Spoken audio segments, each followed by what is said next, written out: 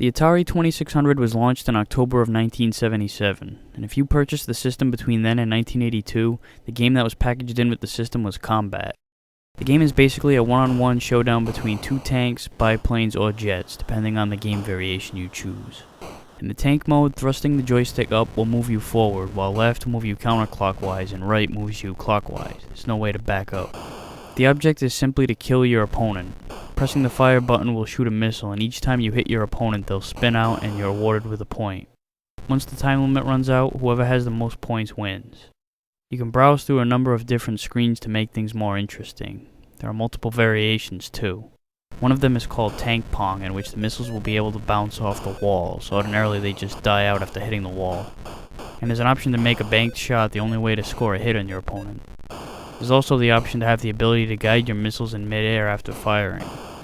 Then there's an invisible mode where both tanks are invisible and the only time you see them is for a brief moment after firing a shot. The control on the tanks is pretty slow, so you really can't dodge. It's more like putting yourself in the best possible position to evade attacks. Then there's the biplane game. It's quite similar but not the same.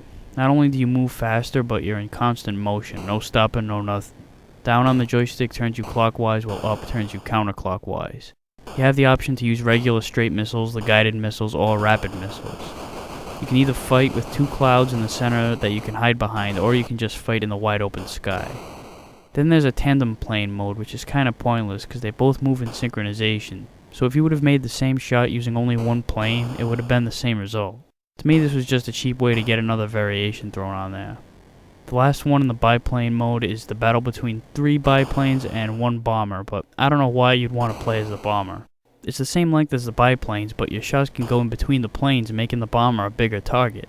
These shots don't sneak between them very often, so that's not really a huge disadvantage. But the fact that the biplanes have 3 shots as opposed to your 1 is a disadvantage.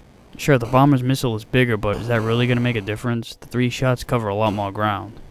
Oh well, screw it. The jet game is pretty much the same as the biplanes, except the jets are faster and you can have a 3-on-1 battle.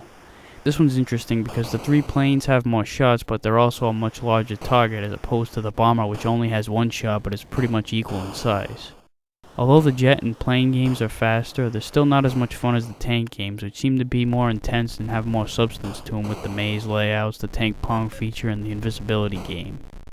Unfortunately, there's only a 2-player mode all the way around, so you won't have much fun playing with yourself if you have this game. I mean, combat isn't as much fun if you're playing with yourself. Forget it, I'm never going to word this right, so I'll quit while I'm ahead.